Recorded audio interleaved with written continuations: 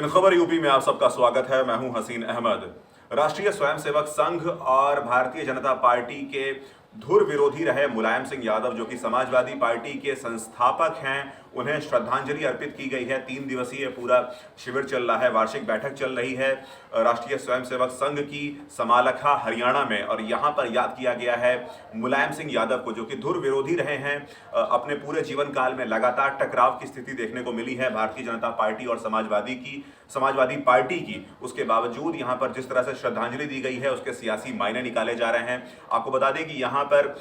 कई लोगों को यहाँ पर याद किया गया है वार्षिक बैठक के अंदर। जो लोग 1 साल के अंदर जिनका देहांत हुआ है, उन तमाम लोगों के नामों को श्रद्धांजलि में शामिल किया गया है। यहाँ पर आपको बता दें कि बड़े नेता शरद यादव का नाम भी यहाँ पर आया, उनको भी श्रद्धांजलि दी गई है। साथ ही साथ वरिष्ठ अधिवक्ता यहाँ पर शांति भूषण की अगर हम आपसे बात करें तो शांति भूषण को भी यहाँ पर श्रद्धांजलि दी गई है। साथ ही साथ अगर हम बात करें तो प्रधानमंत्री नरेंद्र मोदी की माता श्री हीराबेन मोदी को भी यहाँ पर श्रद्धांजलि अर्पित की गई है। वहीं उसके साथ ही साथ बहुत बड़े हिंदुस्तान के सिनेमा के कलाकार सतीश कौशिक, जो कि बहुत बड़े फिल्म निर्माता हैं और काम कर चुके हैं तमाम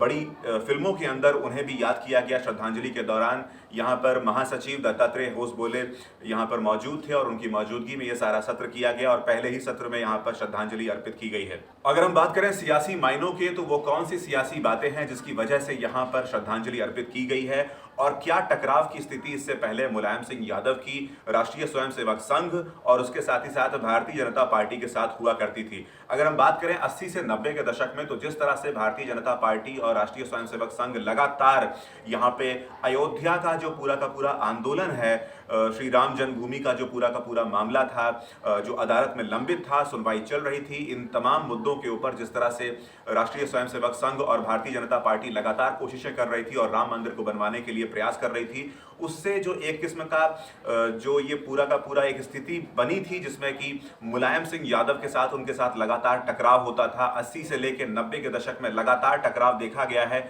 मुलायम सिंह यादव और समाजवादी पार्टी का भारतीय जनता पार्टी के साथ इस मुद्दे के ऊपर। और इस मुद्दे के साथ ही साथ आपको ये भी बता दें कि यहाँ पे मुलायम सिंह यादव को अयोध्या के विलन के तौर पे भी देखा जाता है, क्योंकि उनके फैसले कई बार ऐसे हुए थे जिसमें कि बहुत ज़्यादा चोट पहुँचती थी अयोध्या आंदोलन को लेकर, और लिहाजा यहाँ पर देखा जा सकता है कि किस तरीके से ये पूरा मामला था। और उसके बावजूद जिस तरह से राष्ट्रीय स्वयंसेवक संघ ने यहाँ पर मुलायम सिंह यादव को याद किया, उन्हें श्रद्धांजलि अर्पित की, इसके सियासी मायने बहुत बड़े निकल कर सामने आ रहे हैं। अब अगर हम बात करें आरएसएस की या भारतीय जनता पार्टी की, तो ये पहली बार ऐसा नहीं हुआ है कि ऐसे किसी विरोधी को, कि जो धुर विरोधी रहा हो राजनीतिक समीकरणों पे, हमेशा उसने आपकी मुखालफत की हो, तमाम ऐसे दक्षिणपंथी संगठनों की मुखालफत की हो मुलायम सिंह यादव ने, लेकिन उसके बावजूद उन्हें याद किया गया, उन्हें श्रद्धांजलि अर्पित की गई। इसके पीछे ऐसी कोई धारणा नहीं है कि आरएसएस जो है ऐसे तमाम नेताओं को याद नहीं करता है या उन्हें श्रद्धांजलि नहीं दी जाती है। आरएसएस ये काम पहले भी कर चुकी है। वहीं साथ ही साथ आपको बता दें कि भारतीय जनता पार्टी और प्रधानमंत्री नरेंद्र मोदी ने साल के शुरुआत में ही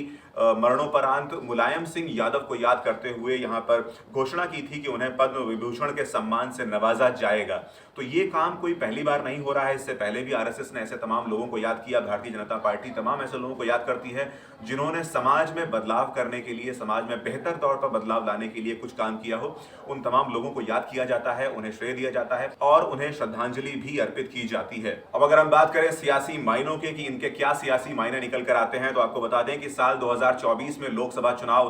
भारत में होने वाले हैं और यहीं पर सबसे बड़ा जो मामला निकल कर सामने आता है वो ये है कि CSDS के आंकड़ों के मुताबिक 19% उत्तर प्रदेश में मुसलमान हैं, वहीं उसके साथ ही साथ 11% यादव हैं। 11% यादव एक बहुत बड़ा वोट बैंक है और इसी बड़े वोट बैंक के चलते ही एक अच्छा खासा डेंट यहाँ पर क्रिएट किया गया था। और यहाँ पर जिस तरह से संभावित लक्ष्य की प्राप्ति के लिए भारतीय जनता पार्टी ने 2019 के लोकसभा चुनावों में कोशिश की थी, उसमें थोड़ी सी कसर रह गई थी। जिस तरह से पार्टी लगातार कोशिश कर रही है कि 80 में से 80 सीटें जीती जाएं उत्तर प्रदेश की लोकसभा सीटों की अगर हम बात करें आपसे, तो ऐसे में बहुत ज्यादा जरूरी होता है कि 11% का जो यादव का वोट बैंक है, जो कि कंसोलिडेटेड है समाजवादी पार्टी के साथ में, उसमें कैसे सेंध मारी जाए और उन वोटर्स को कैसे हासिल किया जाए, कैसे उनका विश्वास जीता जा सके और सियासी समीकरणों में एक नया मायना निकाला जाए और इन्हें भारतीय जनता पार्टी के पक्ष में किया जाए। आपको बता दें कि लोक नीति CSDS ने पोस्ट पोल सर्वे करवाया 2019 के बाद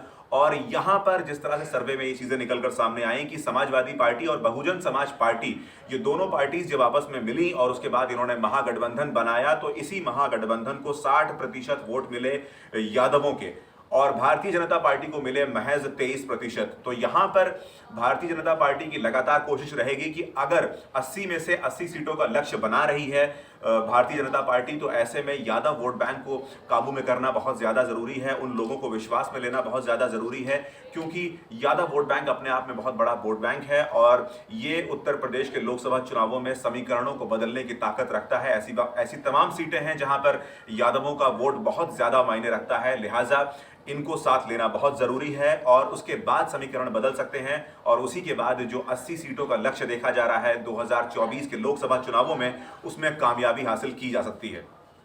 ऐसी तमाम जानकारियों के लिए बने रहिए इन खबर यूपी के साथ।